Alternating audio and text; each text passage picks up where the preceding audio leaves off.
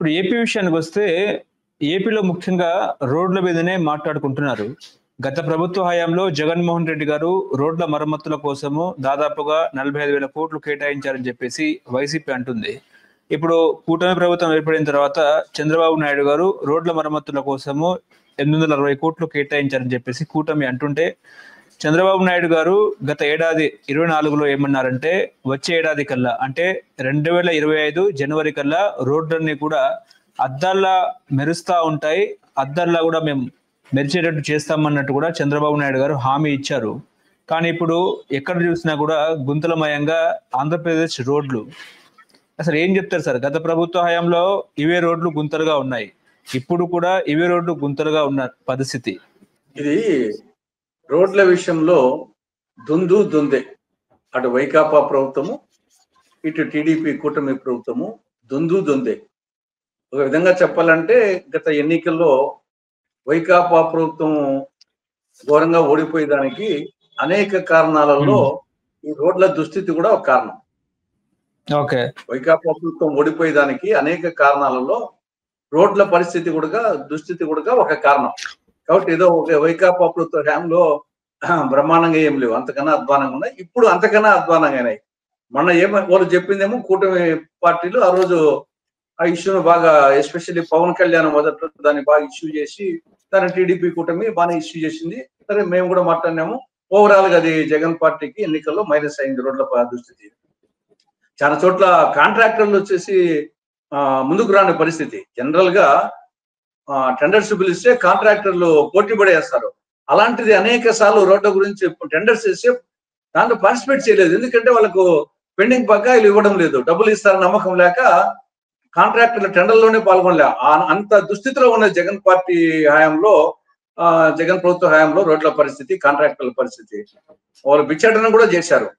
కాబట్టి అప్పుడు అర్థమైంది. ఇప్పుడు ప్రారంభంలో వచ్చిన తర్వాత వీళ్ళకు ఆయాచితంగా ఈ ఉపాధి హామీ పథకం నిధులు, కేంద్ర ప్రభుత్వం వచ్చే ఉపాధి హామీ నిధుల్లో మెటీరియల్ కాంపోనెంట్ ఉంటుంది, కొంత labour component, material component. Jagan బారెడ్లు ఏం చేశారంటే ఈ మెటీరియల్ కాంపోనెంట్ అంతా ఈ యొక్క రైతు భరోసా కేంద్రాలు, గ్రామ సచివాలయాలు కట్టేదానికి ఆయన ఉపయోగించుకున్నాడు. అంతా మొత్తం కేంద్ర ప్రభుత్వం యొక్క గ్రాంటే. ఈ గవర్నమెంట్ వచ్చిన తర్వాత మొదట్లో ఉపాధి హామీ పథకం మెటీరియల్ కాంపోనెంట్ వచ్చేసి ఈ యొక్క రోడ్ల నిర్వహణకు వచ్చేసి రోడ్ల మరమ్మతులకు ఉపయోగించుకున్నారు. ఆ డబ్బుతో కొంత రోడ్ల మరమ్మతులు వస్తానే కొంచెం చేశారు. కానీ అది నిర్వహణ అనేది నిరంతర ప్రక్రియ. ఇప్పుడు మనం వచ్చేసి బట్టలు ఒకసారి వేసుకుంటే అట్ట వేసుకోగా మళ్ళా ల్యాండ్రీకి వేయాల్సిందే, మళ్ళా వేసుకోవాల్సిందే. ఆ విధంగా రోడ్ల నిర్వహణ అనేది ఇది నిరంతర ప్రక్రియ. ఏదో ఒకసారి చేస్తానే, గుంతలు పుడుస్తానే ఆడికి ఇంకా అర్థం తిన్నట్టేం కాదు. మళ్ళీ అగైన్ వచ్చేసి ఒక 2 నెలలకో 3 నెలలకో 4 నెలలకో మళ్ళా నిర్వహణ చేయాల్సి వస్తుంది. అది లేదు. ఫస్ట్ టైం వస్తానే ఉపాధి హామీ పథకం మెటీరియల్ కాంపోనెంట్ తో చేసేసారు. మేము బ్రహ్మాండంగా వచ్చేసి రోడ్లు జగన్ ప్రభుత్వంలో ఏం కాదా మేము చేశామని చెప్పి చెప్పుకోవడానికి నాన్నాళ్ళు పనికి వచ్చింది. మళ్ళా వర్షాలు రావడము, లేకుంటే వాహనాలు తిరగడంతో మళ్ళా గుంతలు పడతాయి, గుండ్లు పడతాయి. కాబట్టి మళ్ళీ అగైన్ మామూలు పరిస్థితికి వచ్చింది. దాన్ని చేస్తామంటే ఇప్పుడు డబ్బులు లేవు, రాష్ట్ర ప్రభుత్వం దగ్గర బడ్జెట్ లేదు. మిగతా సంక్షేమ కార్యక్రమాలకి నెల వచ్చేతలకల్లా ఎక్కడి నుండి తేవాలని, జీతాలకు ఎట్టివ్వాలా, పెన్షన్లకు ఎట్టివ్వాలా, ఈ యొక్క మిగతా పథకాలకు, పెన్షన్లకు, వృద్ధాప్య పెన్షన్లు, దీనికి డబ్బులు ఎక్కడి నుండి తేవాలా, ఇంకా కొత్త పథకాలు నిరుద్యోగ భృతి అట్నే ఉంది, ఆడబిడ్డ నిధి ఇంకా ఇంప్లిమెంట్ కాలే, ఎస్సీ ఎస్టీ బీసీ ముస్లిం మైనార్టీలకు 50 ఏళ్ళకే పెన్షన్ చెప్పారు, అది ఇంప్లిమెంట్ కాలే. కాబట్టి నెల వచ్చే తల్లికల్లా భయం వేస్తుంది కూటమి ప్రభుత్వానికి, డబ్బులతో అవసరపడుతున్నారు. ఆ నేపథ్యంలో గుంతలు గుడిచేదానికి కూడా డబ్బు లేక రోడ్ల పరిస్థితి మరింత ఘోరమైంది. ఇప్పుడు ఈ యొక్క తుఫాన్కి వచ్చేసి దీని తర్వాత చూడండి ఎంత ఘోరంగా అయితే ఉన్న రోడ్లు. ఈ రోజు సాయంత్రం వల్ల తుఫాను పోవచ్చు. ఈ తుఫాన్లో రోడ్లు ఎస్పెషల్లీ తీర ప్రాంతంలో, కోస్తా ప్రాంతంలో విపరీతంగా కోతకు గురి ఉంటాయి, అధ్వానమైన పరిస్థితి ఉంటుంది. కానీ కూటమి దగ్గర డబ్బులు లేవంటారా సార్? ఇప్పుడు అంతా పానక పంజరం. అభివృద్ధికి ఎక్కడ డబ్బులు ఉన్నాయి? అంతా సంక్షేమానికి సరిపోతుంది. జీతాలకు, ఉద్యోగాల జీతాలకు, భత్యాలకు, పెన్షన్లకు, మిగతా ఈ యొక్క సంక్షేమ పథకాలకు నెల వచ్చేకల్లా వృద్ధాప్య పెన్షన్లు, వితంతు పెన్షన్లు, ఆ పెన్షన్లకు కావాలా, ఒక్కొక్క స్కీమ్ కు కావాలా. కాబట్టి ఇట్లే సరిపోతా ఉంది. డబ్బేమో 3,22,580 కోట్ల రూపాయల బడ్జెట్ 2025-26కు 3,22,580 కోట్ల రూపాయల బడ్జెట్. కానీ ఆ బడ్జెట్ లో కనీసం వచ్చేసి ఒక 50,000 కోట్లు 60,000 కోట్లు తగ్గిపోతుంది. రూపాయి రాక ఇలా అనుకున్నారు కానీ దాంట్లో తగ్గిపోతుంది. దాంట్లో కూడా అప్పులు విపరీతంగా తెచ్చారు. కాబట్టి ఇవి ఆ బడ్జెట్ చూస్తానికి పెద్దగా ఉన్నప్పటికీ దాంట్లో అప్పులు ఎక్కువ ఉన్నాయి. కాబట్టి ఓ దిక్కు అప్పుల కుప్ప అవుతుంది, ఓ దిక్కు ఉన్న దాంట్లో అనుకునే దాని ప్రకారంగా రావడం లేదు. కేంద్రం నుండి ఊరికి అనుకునే ప్రకారంగానే కేంద్రం నుండి అడిషనల్ గ్రాంట్ ఏం రావడం లేదు. రాజధాని కూడా అప్పు తెచ్చుకోమంటున్నారు.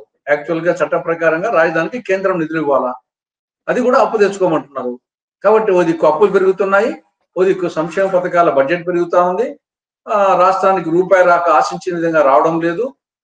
ఆ నేపథ్యంలో ఇంకా రోడ్లకు కూడా మరమ్మతులకు డబ్బు లేక అవస్థపడతా ఉన్నారు. అంటే ఇప్పుడు రవాణా వ్యవస్థ కనెక్టివిటీ ఉంటేనే ఏ ప్రాంతమైనా డెవలప్ అవుతుంది.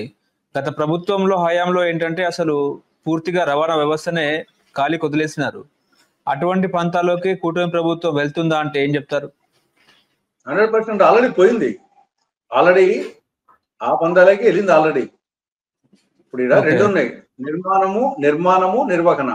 నిర్మాణం అంటే కొత్త రోడ్డు వేయడం, నిర్వహణ వచ్చేసి ఉన్న రోడ్డును మెయింటైన్ చేయడం. ఈ రెండింటికి డబ్బు కావాలా. నిర్మాణానికి సంబంధించి ఆల్మోస్ట్ వచ్చేసి ఏదో కేంద్ర ప్రభుత్వం గడ్కరీ పుణ్యమా అని చెప్పేసి కొన్ని రోడ్లు మనకు రాష్ట్రానికి వచ్చాయి తప్పనిచ్చేసి రోడ్ల విషయంలో రాష్ట్ర ప్రభుత్వం నిర్మించింది ఏమీ లేదు. ఇంకా చంద్రబాబు నాయుడు ఇది కూడా పిపిపి మోడల్ కు పోయేట్టుకున్నాడు. రోడ్ల నిర్మాణానికి సంబంధించి కేంద్ర ప్రభుత్వం నిధులు ఇవ్వాలా, లేకుంటే ఈయన పిపిపి మోడల్ ప్రైవేట్ లో కన్నా ఇచ్చి ఇంకా టోల్ గేట్ చిన్న ఇప్పుడు మామూలుగా ఇప్పుడు హైవేసే టోల్ గేట్ ఉంది. రేపు డిస్ట్రిక్ట్ రోడ్స్ కు ఒక రకమైన రోడ్డు కూడా ఆయన ఆ టైప్ లో పోవాలని ప్రయత్నం చేస్తా ఉంటుంది. కానీ నిర్మాణానికి రాష్ట్ర ప్రభుత్వం దగ్గర లేవు. కనీసం నిర్వహణ కన్నా ఉన్నాయంటే ఆ నిర్వహణ కూడా ఈ యొక్క నెల వచ్చేకల్లా మిగతా స్కీమ్స్ కి అడ్జస్ట్ చేయాలా దాని కిందనే పోతా ఉంది. But already Jaganmohan Reddy track లేకి చంద్రబాబు ప్రభుత్వం ఆల్రెడీ పోయింది రోడ్ల విషయంలో. ఓకే, కానీ ఇప్పుడు 16 నెలల్లో 7.28 లక్షల ఉద్యోగాలు కల్పించాము, 16 నెలల్లో 7.65 లక్షల కోట్లు పెట్టుబడులు తీసుకొచ్చాము. అదేవిధంగా పట్టణ ప్రాంతంలో ఇప్పటికే 50,000 ఇళ్లను మంజూరు చేశామని మంత్రి పార్థసారథి చెప్తున్నారు, కానీ రోడ్ల కనెక్టివిటీ బాగు చేశామని చెప్పుకోవట్లేదు. ఉద్యోగాల విషయాలు కూడా అవన్నీ ఊరికి అగ్రిమెంట్ అయితేనే ఉద్యోగాలు వచ్చినట్ట. ఇప్పుడు గూగుల్ సెంటర్ విశాఖపట్నంకు గూగుల్ సెంటర్ ఆల్రెడీ వచ్చినట్టు, 2 లక్షల మందికి ఉద్యోగాలు ఇచ్చినట్టు, 1,28,000 కోట్ల రూపాయలు పెట్టుబడి వచ్చినట్టు, ఎన్ని ఇళ్ళకి గానే పండగ కాదు. ఆలు లేదు చూలు లేదు, కొడుకు పేరు సోమలింగం అన్నట్లు ఇద్దరు ఇది నా క్రెడిట్ అని చెప్పేసి జగన్, ఇది నా క్రెడిట్ చంద్రబాబు నాయుడు, అడగ ఏమీ కాలేదు. వచ్చేసి మనకు ఉదాహరణకు ఇప్పుడు అమరావతి రాజధాని తీసుకుంటే ప్రధానమంత్రి వచ్చేసి ఉద్దండపాలెం దగ్గర 2015 విజయదశమి నాడు శంకుస్థాపన చేశాడు. యమునా నది నీటిని పార్లమెంటు మట్టిని తీసుకొచ్చి అని మళ్ళా తర్వాత రెండోసారి మళ్ళీ ఇటీవల మళ్ళా శంకుస్థాపన చేశాడు అదే ప్లేస్ లో. ఆడ ఒక్క ఇటు కన్నా ఏమన్నా వేశారా అంటే ఒక రాష్ట్రానికి రాజధాని అనేది ప్రధానమైంది. దానికి వచ్చేసి ప్రధానమంత్రి వచ్చేసి శంకుస్థాపన చేశాడు 2015లో. దానికే దిక్కు లేదు. మళ్ళా రెండోసారి శంకుస్థాపన చేశాడు, ఇప్పటికీ దిక్కు లేదు. అదే విధంగా మన్నవరం విద్యుత్ పరికరాల ప్రాజెక్టు మన్మోహన్ సింగ్ ప్రధానమంత్రిగా ఉన్నప్పుడు అప్పుడు రాజశేఖర రెడ్డి గారు చాలా ప్రయత్నం చేసి కాంగ్రెస్ ముఖ్యమంత్రిగా శ్రీకాళహస్తి దగ్గర మన్నవరం విద్యుత్ పరికరాల ప్రాజెక్టు తెచ్చారు. అది ప్రారంభమైంది, కొంతమందికి ఉద్యోగాలు వచ్చాయి.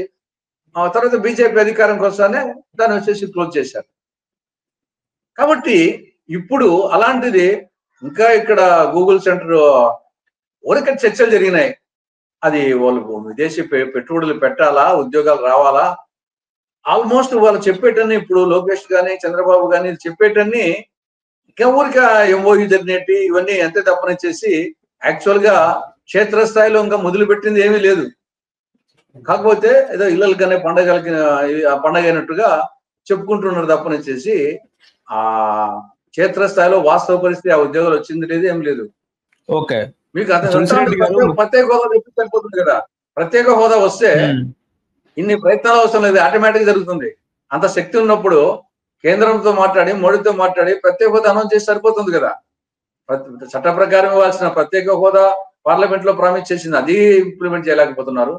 చట్ట ప్రకారంగా కడప జిల్లాలో శైల ఆధ్వర్యంలో ఇంటిగ్రేటెడ్ స్టీల్ ప్లాంట్ తెలియదు, దుగ్గరాజపట్నం ఓడరేవు రాలేదు, రాజధానికి గ్రాంట్ తెచ్చుకోవడం లేదు. కాబట్టి విశాఖ మెట్రో, విజయవాడ మెట్రో చట్ట ప్రకారం రావాల్సిన ఏమి అవి గురించి మాట్లాడలేదు. ఇప్పుడు ఎంతసేపు వచ్చేసి